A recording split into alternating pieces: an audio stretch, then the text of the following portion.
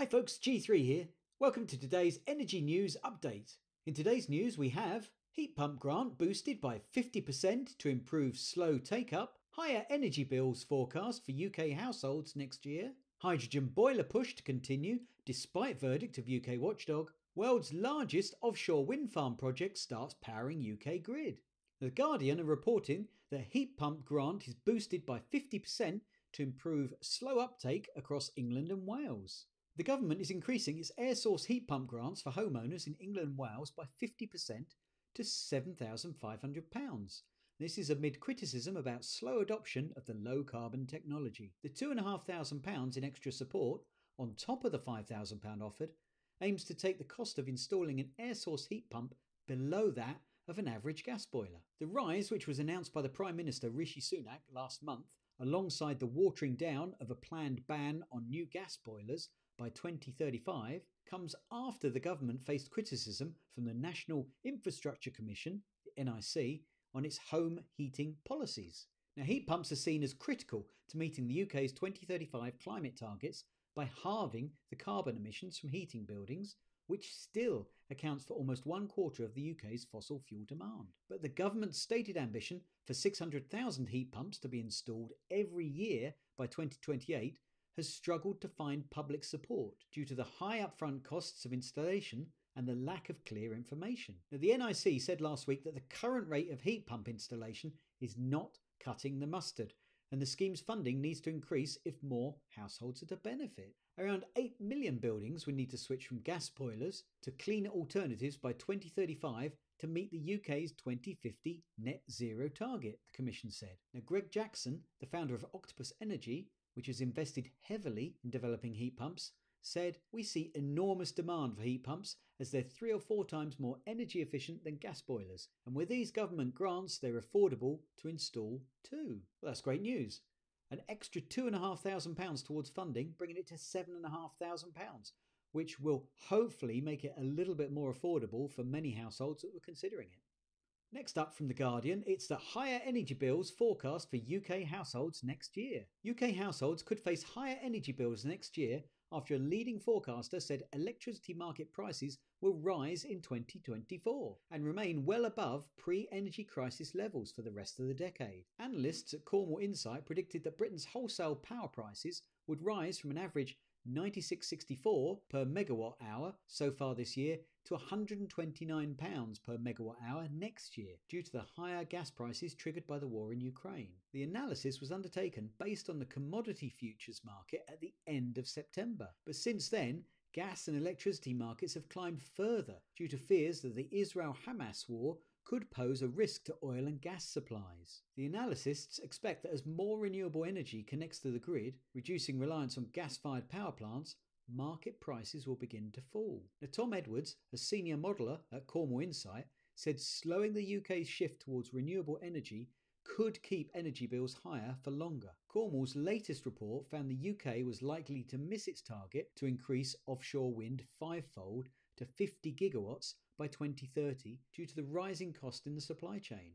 Rolling back our net zero ambitions and slowing our transition away from fossil fuels is likely to be a costly delay that will not only see us fall further behind in decarbonising the country, but will leave consumers shouldering the prolonged burden of high prices, Edwards said. Without a resolute commitment to a greener and more sustainable future, achieving net zero emissions and pre-crisis energy bills becomes an increasingly elusive goal, he said. Now, Cornwall forecasts that by 2030, offshore wind will make up to 26% of the UK's installed electricity capacity, up from about 13% today. Meanwhile, the share of gas power plants will fall from 27% of the UK's total power capacity to 13% by 2030. We can see the country is travelling in the right direction towards a renewables-based electricity system. However, our estimates continue to show it is simply not fast enough to deliver on government targets, Edwards said. The costs of gas and electricity on the wholesale energy markets make up just over 50% of the typical household bill. The rest of the bill includes charges to pay for gas upgrades, which are needed to connect new renewables, and the cost of government policies such as supporting low-carbon energy projects. Time is of the essence, and it's critical that the government reassess its commitment to accelerating renewable energy adoption, which includes being more flexible when setting auction parameters to reach the UK's offshore wind goals, Edwards said. Next from The Guardian, hydrogen boiler push to continue despite verdict of UK Watchdog. The government and sections of UK industry will continue to back the prospect of using hydrogen for home heating despite a clear verdict against the technology from the UK's infrastructure watchdog. The National Infrastructure Commission advised this week, after an exhaustive investigation of the technology, that hydrogen was not suitable for heating homes. The report was unambiguous. The Commission's analysis demonstrates that there is no public policy case for hydrogen to be used to heat individual buildings. It should be ruled out as an option to enable an exclusive focus on switching to electrified heat. However, the government indicated to The Guardian that it would continue to push hydrogen for home heating, and the body that represents most of the heating industry also vowed to continue to pursue it. The Department for Energy Security and Net Zero takes the view that the gas network will always be part of our energy system and told The Guardian it would continue to work with the heating industry to explore the potential for hydrogen in home heating. Mike Foster, the chief executive of the Energy and Utility Alliance, which counts boiler manufacturers and gas companies among its members, also sees a future for hydrogen in the home, despite the NIC's advice, and takes comfort from ministerial assurances. He says it's disappointing to see the NIC wedded to outdated thinking, but not a surprise, as they have been saying the same things for years, he says. We will need a wide range of technologies to achieve net zero: heat pumps, heat networks and hydrogen boilers. That's what current government policy states, and that's what we will work towards until told otherwise. Foster took aim at heat pumps despite the NIC's finding that they were the best and only viable option for low carbon heating for the UK. He said, "It would help sell the case for heat pumps if every member of the NIC gave us their experiences of heat pumps in the homes last winter.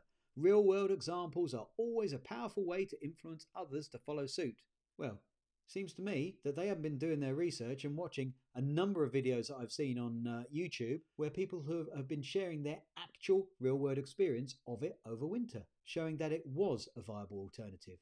They don't have to look far if they want to find the evidence. The NIC's verdict on hydrogen came in its regular comprehensive assessment of the UK's infrastructure. Published every 5 years, the 222-page document is the result of more than 2 years of deliberations by engineers and other infrastructure experts. The reasons it gives for rejecting hydrogen for home heating are manifold. Hydrogen is many times less efficient than heat pumps and would be much more expensive, according to NIC calculations. Hydrogen uses 5 to 6 times more electricity than using the same electricity directly in a heat pump. This is because more energy is lost in converting electricity to hydrogen, and heat pumps use less energy than boilers to produce the same level of heat, the report found. Heat pumps were suitable for the majority of UK homes, it found. Now, scores of scientific studies have also found that hydrogen would not be suitable for home heating in the UK, and trials of the technology have failed. Companies that are pushing hydrogen include those with a strong vested interest in retaining the UK's gas network. Now, some companies are now selling gas boilers as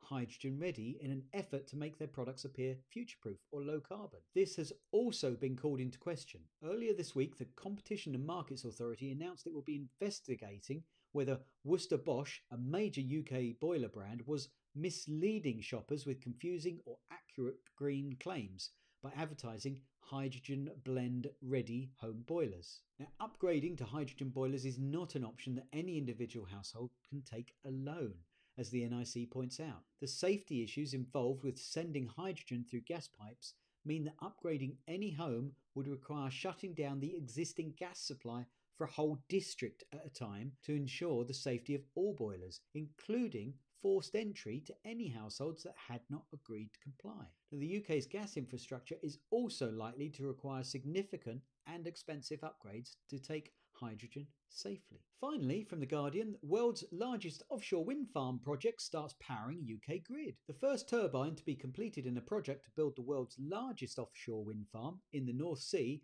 has begun powering British homes and businesses. Developers confirmed on Monday that Dogger Bank, which sits in 70 nautical miles off the coast of Yorkshire, started producing power over the weekend as the first of 277 turbines was connected to the electricity grid.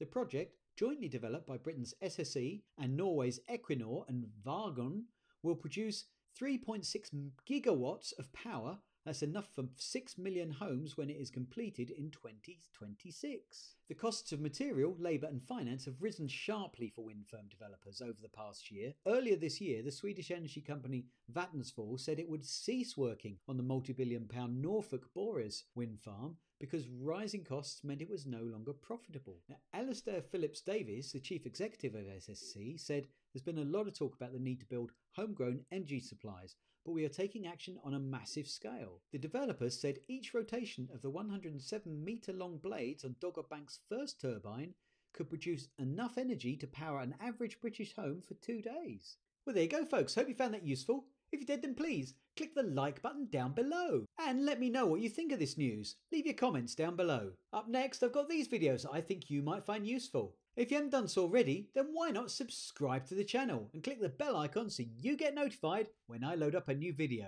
Well, thanks for watching, folks. Until next time, bye.